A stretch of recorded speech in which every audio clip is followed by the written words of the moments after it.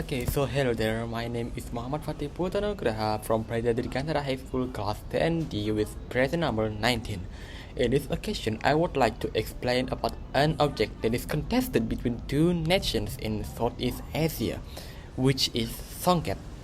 And I will divide this video into different sections, including the brief introduction of Songket, the history, types of Songket, its philosophy, and I will talk about this, my own Songket. Eventually, we will make a conclusion about all of this material. So here we go. In the first section, a brief introduction of Songket. So, Songket is a traditional cloth from Malayan Islands which consists of Malaysia, Singapore, Brunei Darussalam, and Indonesia, especially Sumatra. The uniqueness of this cloth is the glossy pattern that originally came from golden thread. Songket is made by weaving using silk, cotton, and golden thread. The origin of term Songket is still debatable. Some people say that the term Songket is came from Malay vocabularies, which is menyengket. The meaning of menyengket is to embroider with gold or silver thread. Some people also say that Songket is came from Palembang language of songsong and teket. Songsong means using a tool that is thrown between the threads and then picked up, or to songsong. Meanwhile, teket means embroider. After we get acquainted with Songket, let's see the history of Songket, how he could appear in this day. So here we go. The history of Songket. Silk weaving tradition and Songket itself were brought by Chinese and Indian traders who dominate Southeast Asian trade through the Malacca Strait, ports of Sumatra, and the north coast of Java Island around the 7th to 15th century. Later, Songket became the popular fashion of royal families in Sriwijaya around 1629. Patterns of Songket is also appear on several ancient sculptures and temples in Indonesia. The oldest pattern was found in Mendut Temple in Magelang, Central Java. Mendut Temple itself is built approximately in 8th to 9th centuries. The same pattern was found in clothes worn by Prajna Paramita stage in Gunung Temple, Muara Jambi side, Jambi, which came from 12th centuries. Another example is from three statues on Bumiayu side, South Sumatra. The statues consist of a statue of Siva Mahadeva, a statue of number 1, and a statue of character number 2. The three statues are carved as if to depict a cloth that may have a pattern similar to the Songket.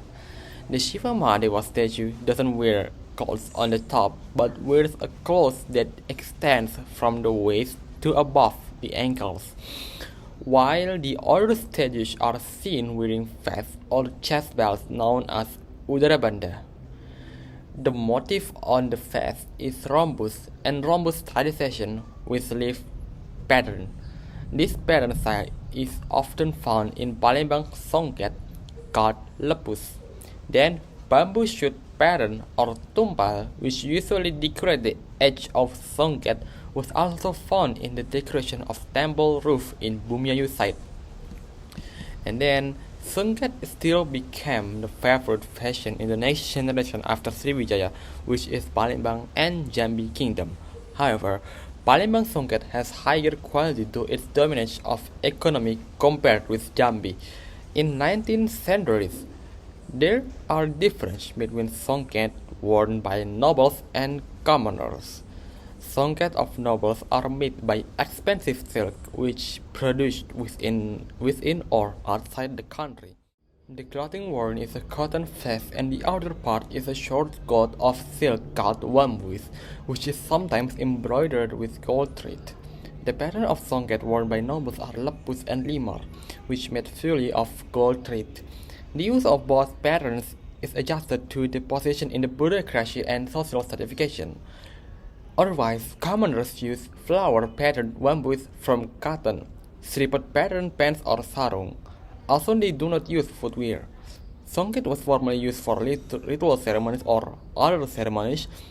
In addition, Songket is used as a gift in a wedding ceremony. The prestige and dignity of the family holding the event is determined from the gift, or what is called injuan, by the groom's family to the bride's family. After we talk about the long history of Songket, let's jump to another interesting section, which is the philosophy of Songket. So, the philosophy of Songket can be viewed from several aspects, including through the colors and patterns or the general form of the Songket itself.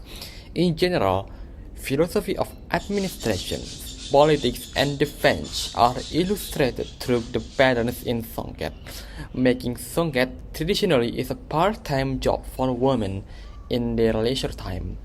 The process of making Songket, which is quite complicated, is believed to improve the quality of a woman, because, of course, patience and thoroughness will be trained in the process.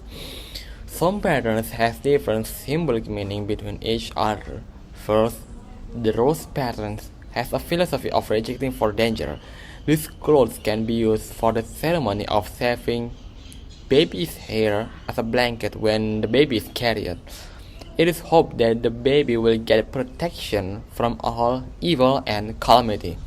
Second, the cape flower Songket is a Songket that has a philosophy of friendliness. Usually this cloth is used by madam to welcome the guest. Third, the jasmine flower pattern has a philosophy of courtesy, majesty, and holiness.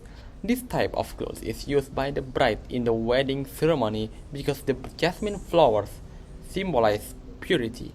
And fourth, the bamboo shoots pattern has a mean of bamboo tree philosophy that is not easy to topple. The shoots of bamboo are always appear in Songket. The patterns also mean having a luck and hope in every step of the life. In terms of color, the color of the Songket reflects the social status of the wearer.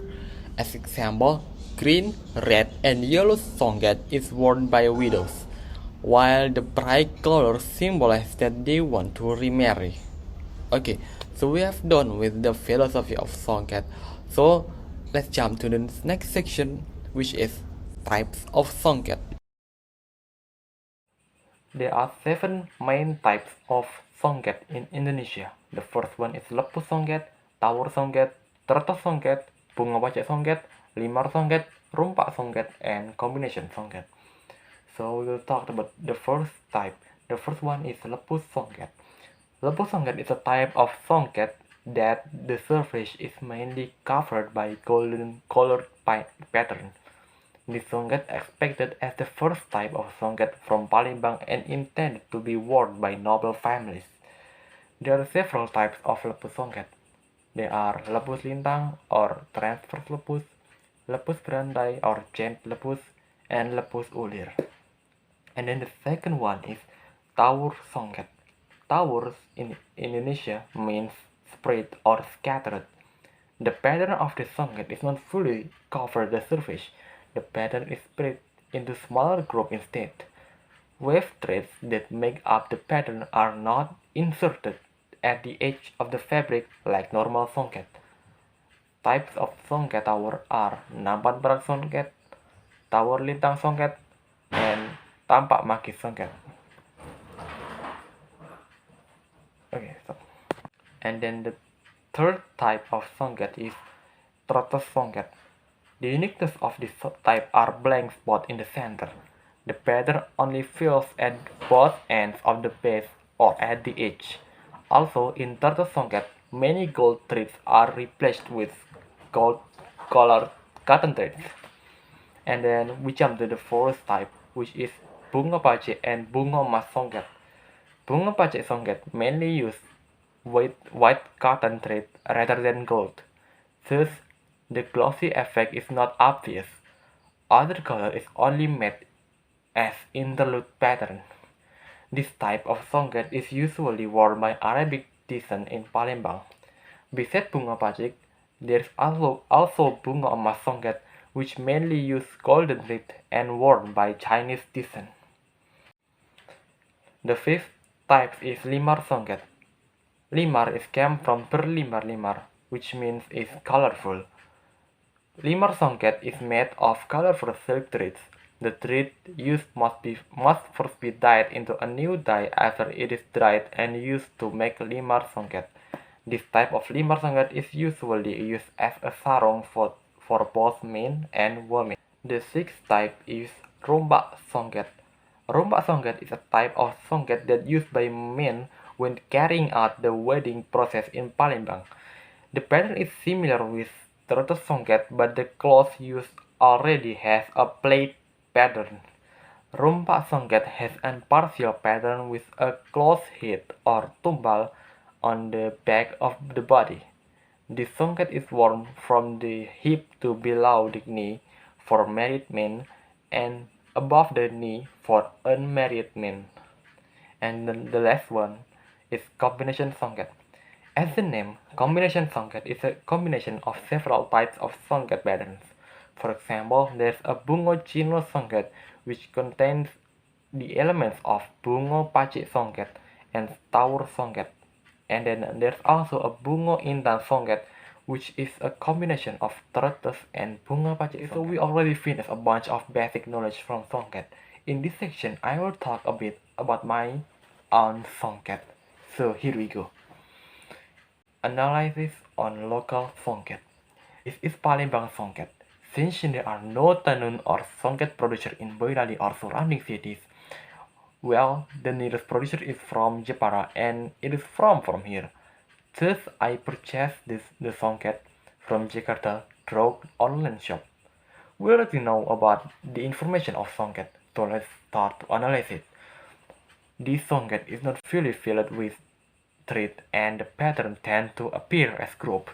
Confirmed with the observation result, this songket belongs to the type of tower songket.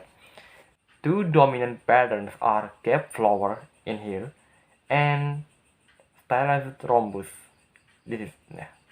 Both patterns are considered as common pattern of songket.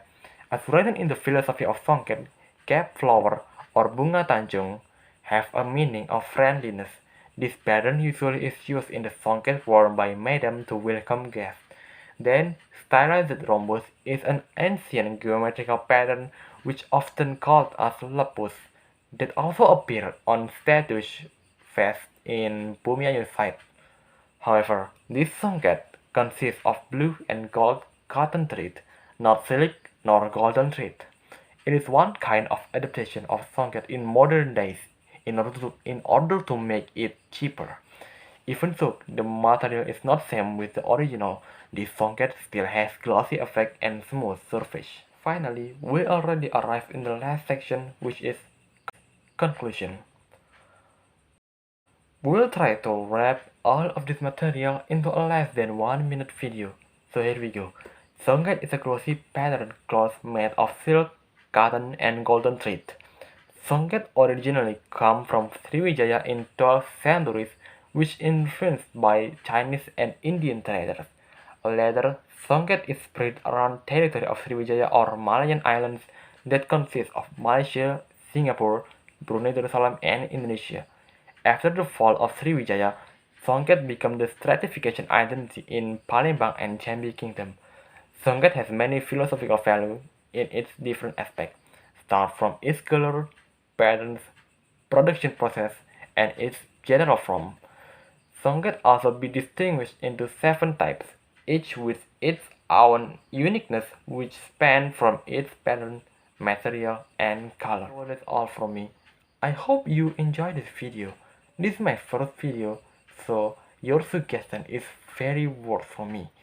And you can leave any suggestion or other stuff inside the comment. That's all from me. See you next time.